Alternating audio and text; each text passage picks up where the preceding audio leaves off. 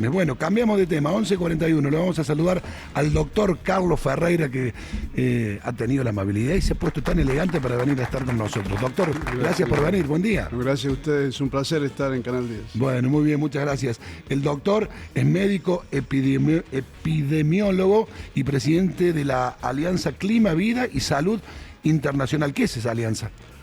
La Alianza es un espacio de la sociedad civil internacional que está presente en España, en América Latina, México, Ecuador, Paraguay, Argentina, Chile, próximamente en Brasil, y que trabaja a nivel sobre todo del sur global en términos de, en este caso, emergencia climática y calor extremo. Bien, se vienen unos días, ya empezaron con mucho calor, con mucha temperatura muy alta. ¿Está fuera de la media esto, histórica o no? Para nada, mire, la realidad es que esto viene pasando en Córdoba, pasa en Argentina, pasa en América Latina, pasa en el mundo, y es producto de un proceso que el modelo de vida al cual hemos llegado produce que la naturaleza, el planeta, digamos, se queje en función de esa realidad. Fíjese, una familia norteamericana, promedio tipo de 10 personas, tiene 10 coches, 10 televisores, 10 aire acondicionados en la misma casa.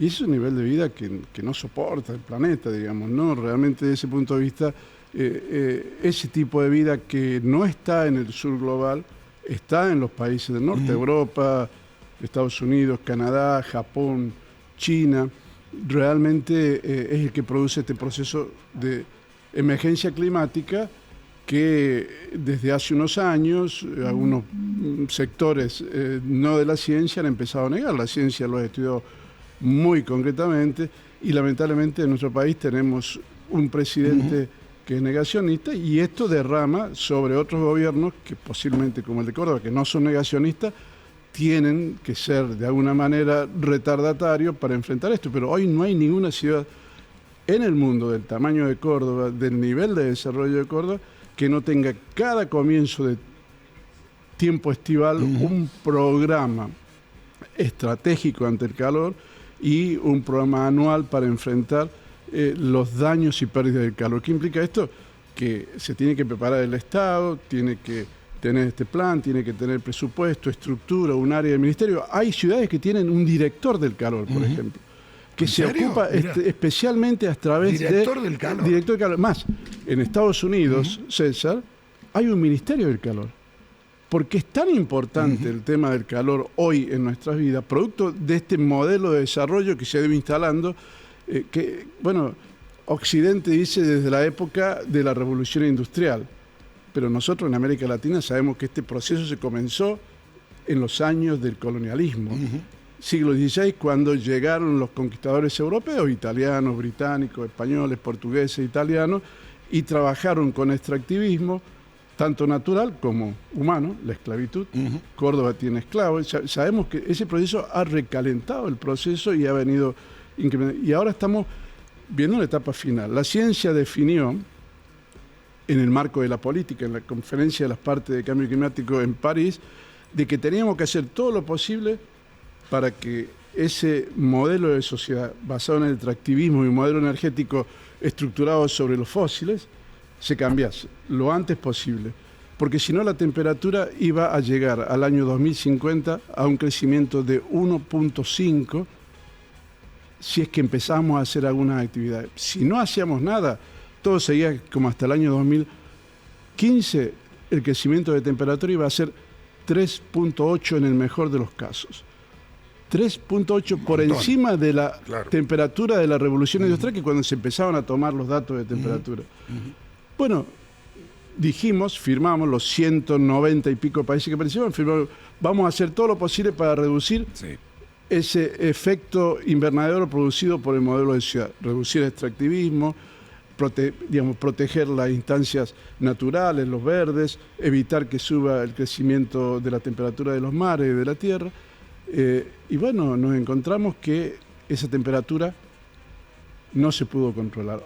Ayer la Organización Meteorológica Mundial, presidida no por un noruego, por un norteamericano, sino por la argentina Celeste Saulo, alguien a quien debemos respetar, porque es una científica, fue la directora del Servicio Meteorológico muchos años, nos confirma de que hemos alcanzado ya el crecimiento de 1.5, ya lo hemos pasado. Tenemos el crecimiento a este año de 1.55 centígrados, es decir, que ya llegó el 2050.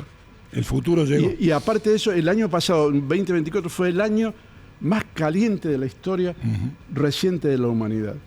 Sí, son datos concretos. ¿Quién puede negar esto? Bueno, yo realmente, si de la política lo niegan, creo que hay un interés.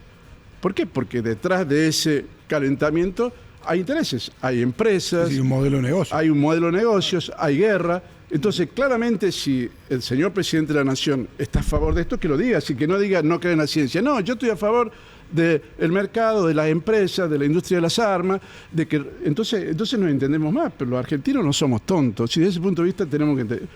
Eso decidió París, lo firmamos, y París decidió otra cosa más también, que es que sabiendo que la temperatura iba a subir, año 2015, César, teníamos que proteger de esa temperatura que iba subiendo a los seres humanos, a los animales, a las plantas, a las poblaciones vegetales y a los recursos naturales comunes, los bienes comunes como el agua.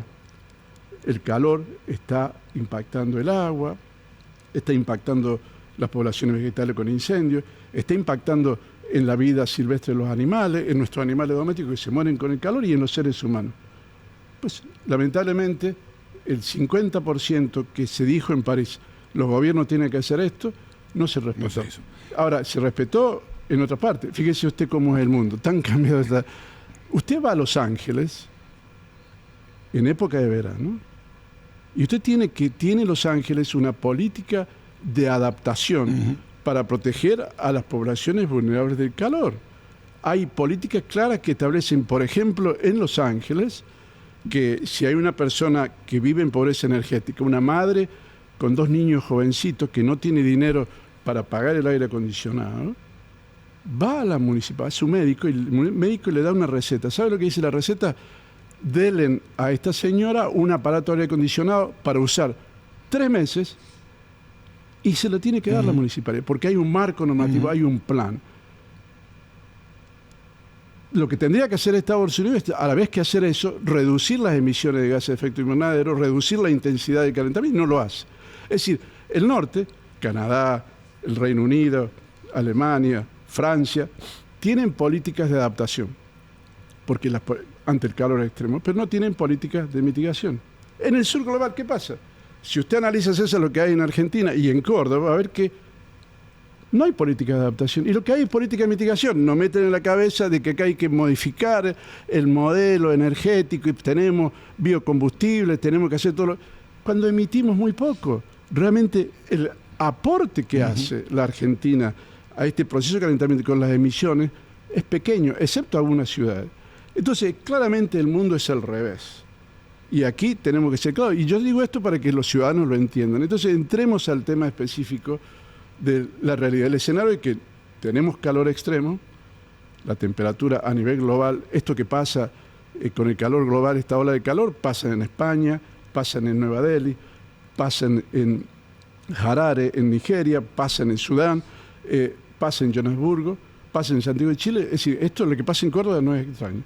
Pero no, en Córdoba hay otro problema más. Hay otro problema, que a este calor global, de la ola de calor, se le suma el modelo de ciudad en el cual vivimos. Córdoba tiene una isla de calor, un efecto de isla de calor urbano enorme. Por ejemplo, la masa de acero, hierro, hormigón, cemento que caracteriza el crecimiento de nuestra ciudad enorme, la ha transformado en una gran cocina en la cual los cordobeses se cuecen. Y esto lo sabemos hace muchos años, como la ciencia lo viene haciendo hace muchos años, hablando de lo que es el calor extremo. Sin embargo, Córdoba no tiene ni políticas ante el calor extremo, el efecto de las olas de calor, porque no adoptó el Acuerdo de París. Sí lo hizo Nación, pero a diferencia de la provincia de Santa Fe, de la provincia de Buenos Aires, de la Ciudad Autónoma de Buenos Aires, que han adoptado el Acuerdo de París en su marco normativo. Hay leyes y hay un gabinete. Por suerte, la ministra actual ha creado un gabinete de cambio climático, pero ya tendría que estar actuando en el calor hoy no esperar el año que ¿Cómo viene. afecta, doctor, la vida de los seres humanos, la vida de nosotros los cordobeses, el impacto de este calor? Profundamente. Le estoy diciendo, o sea, hay tres dimensiones. El papel del Estado, que no está presente en el tema del calor, el papel de las empresas, el papel de los sindicatos. Hoy no hay ninguna estructura de trabajadores. Los trabajadores son profundamente afectados por el calor. Lo dice la Organización Internacional del Trabajo. Hay política definida que cuando hay temperatura por encima de los 30 grados, todos los sindicatos tienen la obligación de decirle a sus patronales que el trabajador no puede estar expuesto a temperaturas por más de 2 horas de trabajo. Un señor que está en un andamio tiene que bajar cuando la temperatura sube de determinado umbral y descansar media hora en un centro de enfriamiento. Hidratarse, ver si está bien y volver a trabajar. Y esto incorpora trabajadores de la construcción, policía, gente de seguridad en la calle, los trabajadores de emergencia, los trabajadores del transporte, de la construcción. Aquí nada. Yo voy a Madrid, yo vivo en Madrid, estoy estudiando el efecto de isla calor urbano.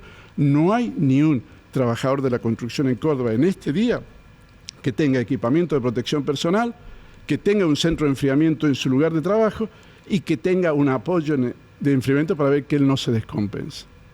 Pasa lo mismo con los policías, pasa lo mismo con los trabajadores de energía. EPEC, una cooperativa, tendría que tener centro de enfriamiento, tendría que tener una política de protección.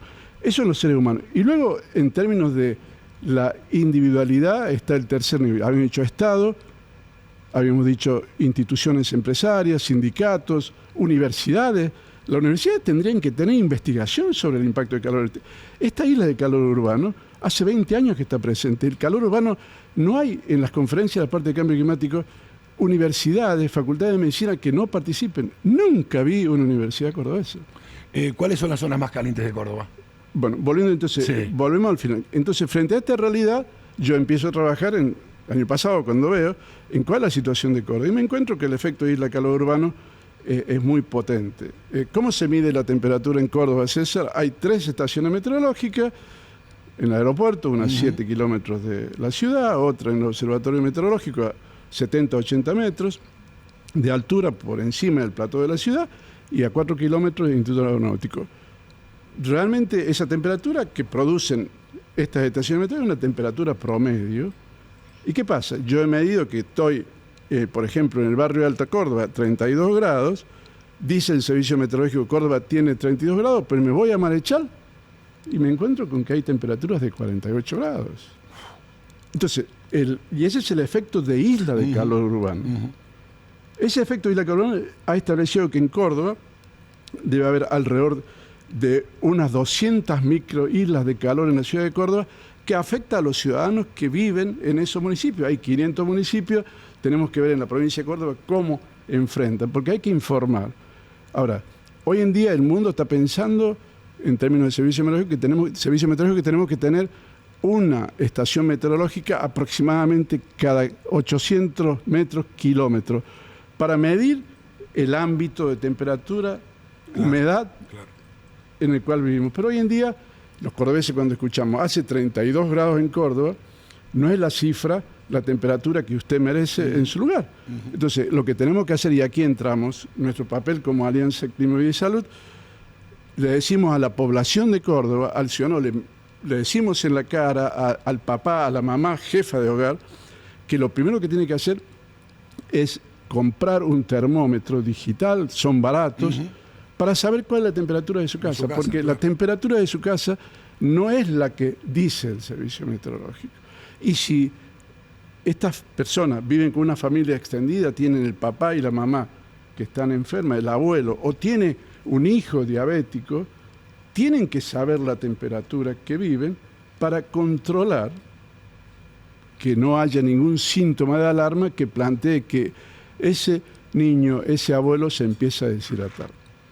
A esto también hay que sumarle que el termómetro en la casa nos va a permitir hacer el mapa térmico de la propia casa, claro, para saber cuál es el caliente, a qué hora tomar la temperatura a la mañana, a la siesta, a la noche, y ver cuáles son las habitaciones que son más frescas para que realmente la persona más vulnerable la podamos poner allí, y no que tengamos el abuelito que es vulnerable al calor extremo, lo ponemos a dormir en el dormitorio, que es justamente lo más caliente. Entonces, ese termómetro nos va a permitir hacer que nuestra vivienda se transforme en un búnker ante la temperatura, la influencia de la temperatura. Tenemos que proteger en el día, poner telas en las ventanas para evitar que... Yo recuerdo una tía mía, la tía Laura, que a la siesta en Carlos Paz, que hacía mucho calor, cerraba todo para que no entre luz, tiraba flit para matar las moscas y se tiraba a dormir en el piso, porque según ella, el mosaico del piso, el mosaico común, era el lugar más fresco para dormir la siesta. Yo me recuerdo también los años 50 en mi casa, en Córdoba, había termómetro y había medidor de humedad. Es decir, realmente eso... este modelo de sociedad lo quitó del lado. Había en mi casa redes para evitar que entren los mosquitos, ahora las mosquiteras. Y ahora se desapareció. Entonces, tenemos que fortalecer a esta gente para recuperar esa actitud de empoderamiento, es decir, yo tengo el termómetro, yo tengo el mapa térmico de mi casa, yo sé cómo evitar que el sol entre y caliente la estructura y que yo a la noche puedo abrir las ventanas para que entre ahí y se refresque. Pero a la vez tengo el mapa térmico que me permite decir que la persona enferma, la persona adulta mayor, el discapacitado, el bebé que ha nacido, no lo pongamos en la parte más caliente y podamos administrar de esta manera. Entonces, esto es lo que la mayor parte de la gente no lo sabía, lo hablo. Yo vengo hablando todo este año, le digo, decenas de miles de organizaciones de jubilados, de trabajadores, gente que realmente necesita esto. ¿Por qué? Porque no hay un plan frente al calor. Y el calor mata, ¿no es cierto? Y aparte de eso, el calor es hoy el principal matador de las emergencias climáticas. Se está construyendo de una manera clara ese proceso. Pero ¿qué pasa? Que el mundo, como es nuevo, tampoco ha tenido claridad sobre el número de muertos que hay, porque se toma los muertos como el exceso de mortalidad, se toma el número de muertos que ha habido durante una ola de calor y se planifica en función de la experiencia de los últimos años y si ha habido un exceso de mortalidad de tantos muertos.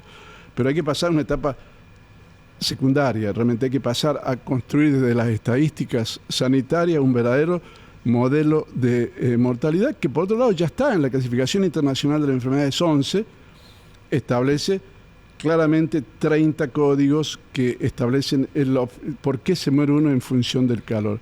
Bueno, eso hay que capacitar a los médicos. Difícilmente los médicos argentinos hayan tenido un proceso de capacitación sobre cómo llenar certificados de defunción a lo largo de toda su carrera. Imagínense lo que estoy diciendo. Y ahora, en el mundo, el certificado de defunción es digital. Acá se sigue haciendo manual, lo cual plantea que hay todo un proceso que hay que corregir.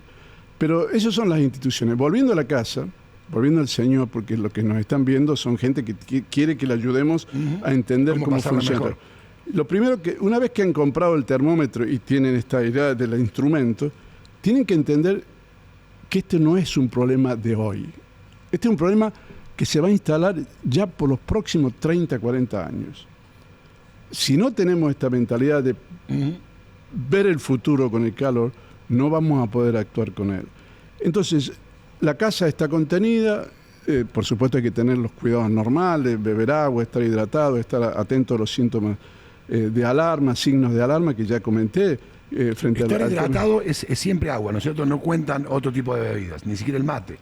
No, el mate actúa también como un hidratador. Es decir, cualquier bebida que no sea bebida alcohólica o infusiones, digamos, como café, que muchas veces nos ayuda a esta situación, pero realmente todo lo que es beber, una cantidad de 2 litros por día le va a ayudar a uno a enfrentar. Pero el problema no es el problema es porque naturalmente cuando el humano está contenido, cuando siente sed, bebe agua. Habitualmente cuando uno no siente sed, a no ser que uno es adulto mayor o esté enfermo, realmente no necesita agua. Pero en este caso, con ola de calor, sí hay que tener cuidado. Aparte de lo personal, y pensando en el futuro, uno tiene que pensar también cómo hacer posible que nuestra casa tenga algunas intervenciones de enfriamiento. Hoy en día en todo el mundo ya las casas están teniendo techos verdes, la gente pone pinturas protectoras del calor para que realmente las paredes no se calienten, no traspasen eso la noche, porque las paredes absorben el calor durante el día y a la noche lo liberan dentro de vivienda, haciendo un verdadero horno Claro. cada vivienda. Entonces, tenemos que ver cómo trabajar esto también en el entorno. Hoy en día yo soy muy consciente de que hay que darle elementos concretos a la gente. Hay que aplicar la regla 3-30-300. ¿Qué es esto? Yo, para saber si estoy preparado para el futuro, César, en mi casa, me tengo que ir a una ventana o a la puerta de calle y ver cuántos árboles hay en el entorno de mi vivienda. Hablando del entorno 4, 5, 8 metros de mi casa. Bien. Tiene que haber 3 árboles. Por ese primer número, Bien. 3. 3. De la regla 3-30-300. 3 árboles, porque la presencia de 3 árboles nos va a ayudar a enfriar nuestra vivienda por su cercanía. Luego, tengo que pensar de que tiene que haber un 30% de vegetación en el entorno propio de mi vivienda, en el jardín, en los patios, en el zaguán. Tiene que haber vegetación en un 30% para que me permita enfriar también con cercanía. Y luego, el 300 es que a no más de 5 minutos de caminata, a 300 metros, tiene que haber un parque, un bosque, donde haya realmente un cúmulo de población vegetal que también nos va a influir Pulmón. a nuestra vivienda. 300 metros es el mecanismo que llega. Pero ahí me quiero detener un segundo. Esta regla 3-30-300 es vital para resistir al calor de nuestra vivienda. Ahora hay un elemento central aquí que Córdoba tiene un regalo más importante todavía, que es el río Suquía. Hoy cualquier ciudad del mundo que tenga un río por el corazón de su estructura atraviesa toda la ciudad. es un regalo de Dios, un regalo divino. Hoy la mayor parte de las ciudades que tienen miman el río, sea en Madrid, esté en Barcelona, sea en Harare. Realmente tener el río es el mejor regalo que Entonces que hay que cuidar ese río, porque el río, por ejemplo, el río Manzanares en Madrid, que antes era como el río Suquía, estaba rodeado de autopistas en la cual pasaban vehículos que impedían el factor de enfriamiento del río. Los ríos dan de promedio 2 kilómetros para cada lado de capacidad de enfriamiento. ¿Qué implica esto? A la mañana, cuando aparece el sol, las casas, las viviendas que están en el marco de esos 2 kilómetros de cada lado, se van a calentar más lentamente, porque el río, el factor impacta sobre él. Y por la tarde, cuando se va el sol, las casas, las viviendas que están en el entorno de los 2 kilómetros, se enfrían más rápidamente. Claro. Entonces, al Suquía hay que cuidarlo. ¿Y qué Y implica aprovecharlo. esto? Analizar y tener una visión de recuperación de la naturaleza para la ciudad de Córdoba. Entonces, ese es el futuro que plantea que los ciudadanos tenemos que movernos, porque el cemento no plantea ninguna disyuntiva. Mire, hoy en día París, una ciudad en la cual muchos cordobeses se quisieran comparar. París al año 2027, César, va a levantar todos los hormigones y el pavimento de sus calles, del 100% de las calles, porque se ha dado cuenta que el factor de isla de calor urbano ha alterado la vida de los parisinos, y han decidido levantar todos los cementos de todas sus calles para traer otro tipo de cobertura que permite que el agua no se quede estancada. ¿Por qué?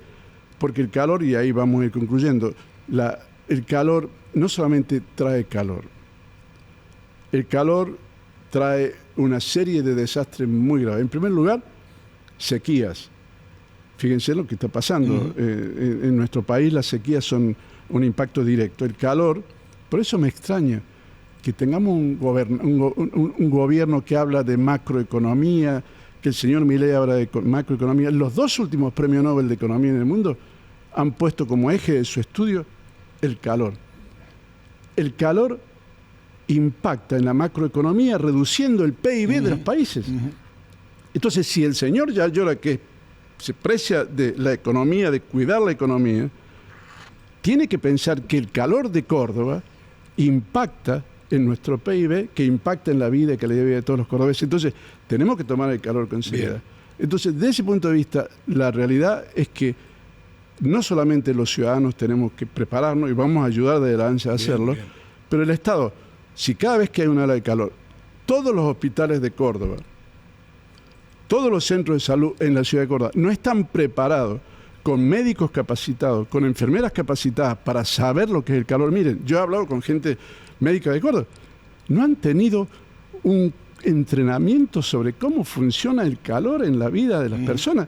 Tenemos una población médica, hace tiempo que sabemos que las personas enfermas toman medicamentos que impactan sobre el hipotálamo. El hipotálamo es una estructura de nuestro cerebro que cada vez que la temperatura externa sube, el hipotálamo le ordena a nuestro sistema, a nuestro cuerpo, empezar a subir. Si usted tiene 25 grados y va a 30 grados, el hipotálamo automáticamente, que es el órgano termorregulador, le dice al cuerpo, sude, le dice a las glándulas sudoríparas que empiecen a sudar. Bien. Si eso no es suficiente, la temperatura sigue subiendo, le informa el hipotálamo a toda la estructura interna cardiovascular, el abdomen, realmente de distribuir la sangre sobre la piel para que el refrigerador que tenemos en la piel, en el cuerpo, la piel, empiece a enfriar el cuerpo. Porque el calor impacta así.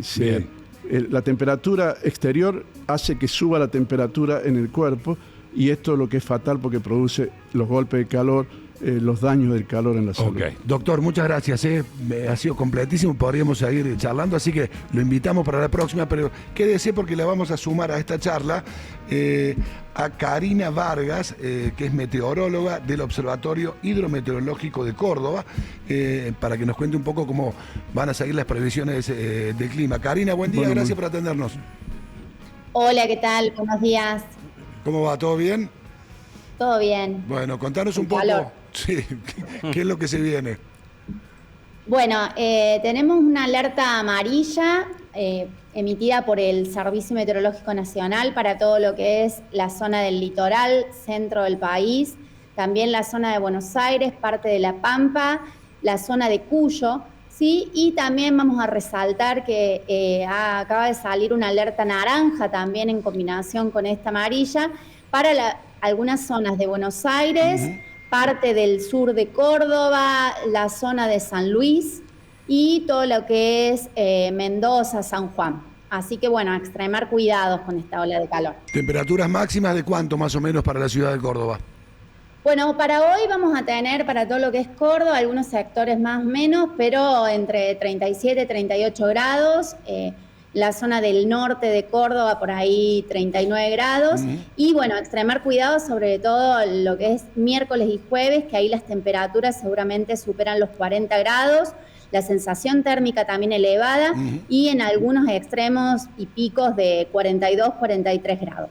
Así que bueno, ahí a extremar todos los cuidados asociados, bueno, a lo que es golpes de calor y también resaltando lo que es la zona de la sierra, se pueden formar algunas tormentas repentinas. Bien. Y bueno, dar estas crecidas en lo que es ríos y arroyos. Karina, ¿está muy por encima de la media o más o menos está dentro de la media de enero las temperaturas de esta semana? No, está por encima, o sea, está normal asociado con lo que es la media de enero. Y bueno, resaltando estas olas de calor que están siendo más recurrentes, ¿sí? Temperaturas más elevadas, 1.5, lo que es lo normal, pero bueno, vamos para un verano con estas temperaturas dentro de lo que es normal y levemente superior a lo normal.